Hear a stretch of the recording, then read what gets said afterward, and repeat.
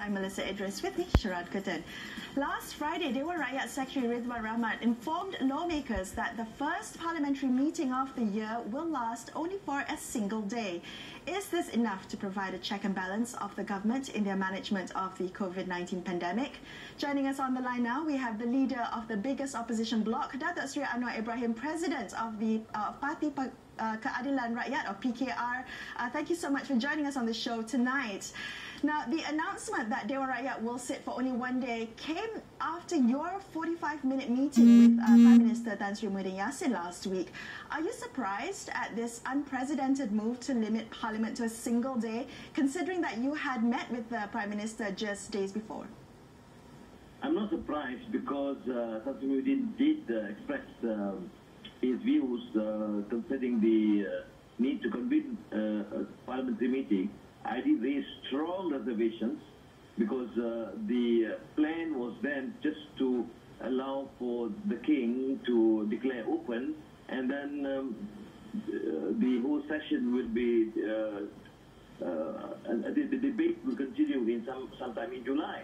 To me, and I expressed to him, it does not make sense. If you are able to convene a meeting, have a debate. You can't have it 5 days, you can have it 2 days.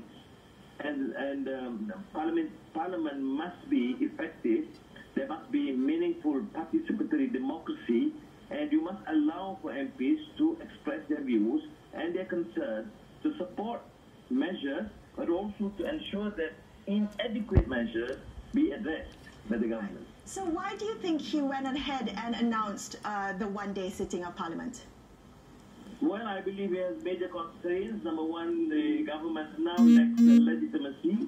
It can only be tested in Parliament. There's this fear of having adequate support or majority. There's no other reason, because after all, Parliament will convene.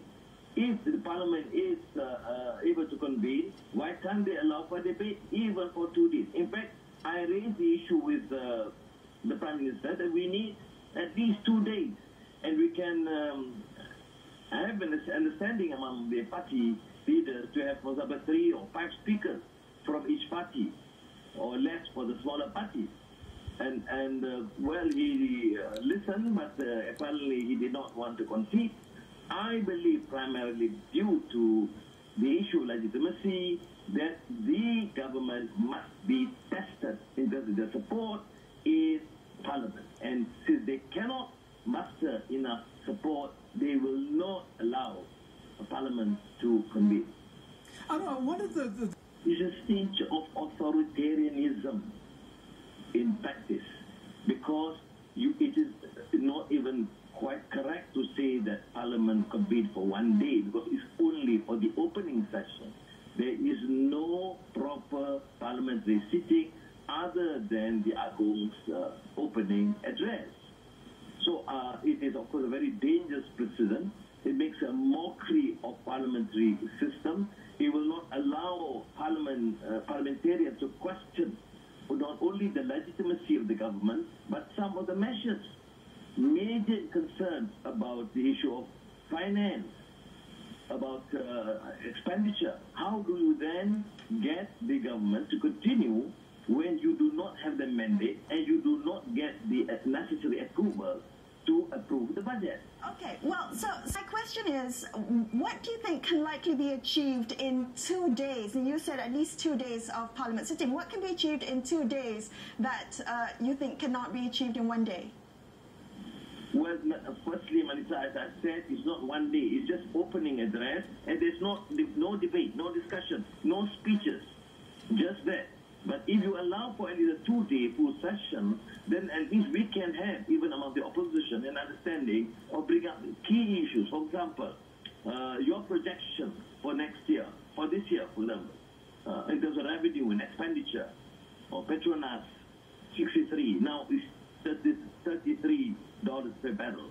Now, how do you then get the money? You say from the ecosystem. What ecosystem you're taking? What are the limits? What are the measures? There's no transparency. Now, who decides? This is a democratic government. We are not asking for a weak debate. If you see that you are not able to convene, that's already deemed to be irrelevant, because you are able to convene. The only reason why you cannot extend it to 1 full day or 2 days to allow for a debate, because you are concerned or worried about the issue of legitimacy. On the question Whether of you can legitimacy. command.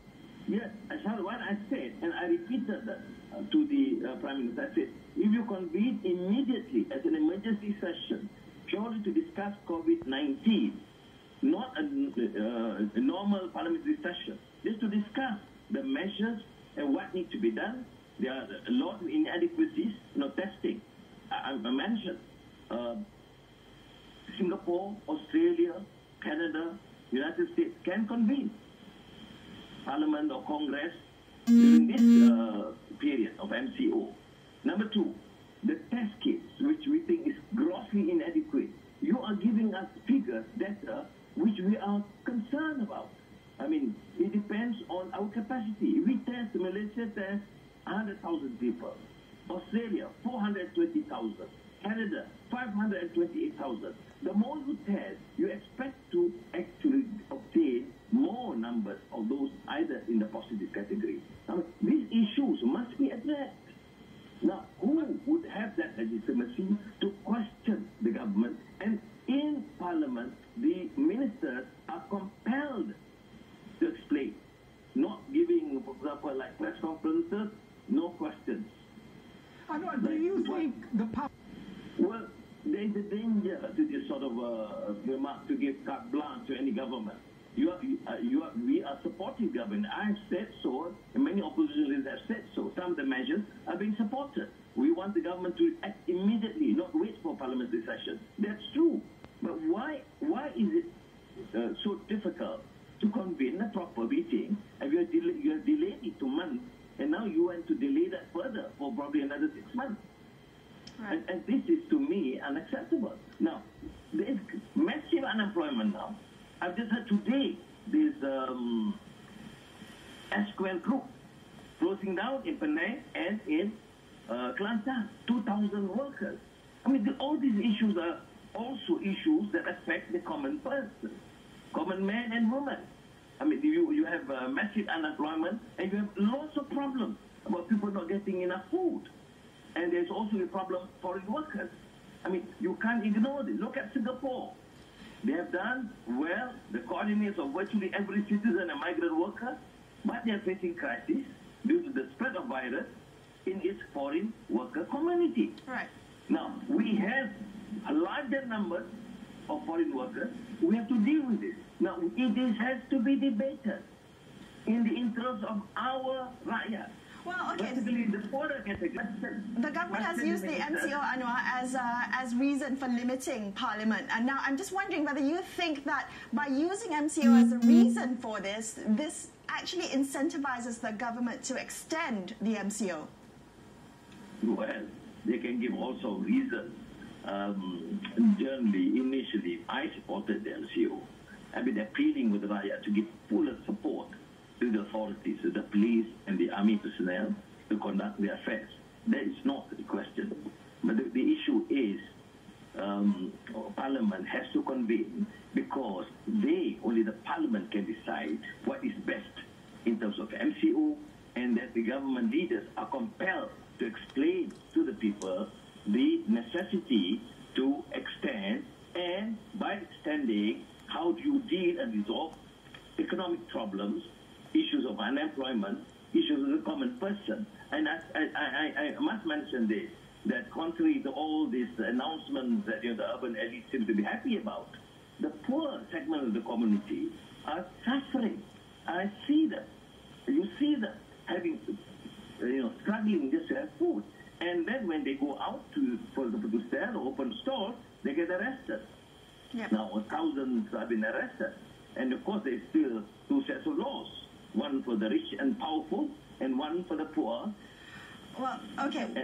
If I could come back very quickly to the decision to limit Dewan Rakyat sitting to 1 day. Now, you've talked a lot about the legitimacy of this current government. I concede there's a lot of uncertainty about this government. The legitimacy of Muhyiddin's government has not yet been tested in Parliament, but neither has yours, Datuk Sri. Are you the current opposition leader? Do you have the mandate? Well, Pakatan Harapan, with 92, I made the decision we continue to engage with the rest, with the other opposition or independent. But as far as Pakatan Harapan is concerned, it is still the three parties, Keadilan, DAP, and Amanah. So are you the opposition leader then? For Pakatan Harapan, right now, yes, although we say we need to continue to engage with the other opposition leaders. Anwar, a last question for you. Will you be challenging this decision to have a single-day parliament session? Are you going to use the courts as a platform to have this discussed, the constitutionality of this particular move? We have not discounted that fact. There is that possibility. I mean, our team of legal team is exploring this. But what is important is we have to even clarify. It's not even a one-day session. It's just an inaugural session, opening address by the king. If you say one day, people assume there's at least half a day debate. There's none. After the speech by the king, and I assume some supplementary bills to be mentioned for the first reading, and we will adjourn and die. Or there's a possibility to debate in July. So you're saying only a few minutes? Through the court or parliament or even outside, we will continue to demand that the public must have access to information. There must be transparency, and the government, with all its limitations now, must be accountable. All right, well, thank you so much for sharing your insights and for your time joining us on the show this evening. We're going to take a quick break and we'll be right back to continue this conversation.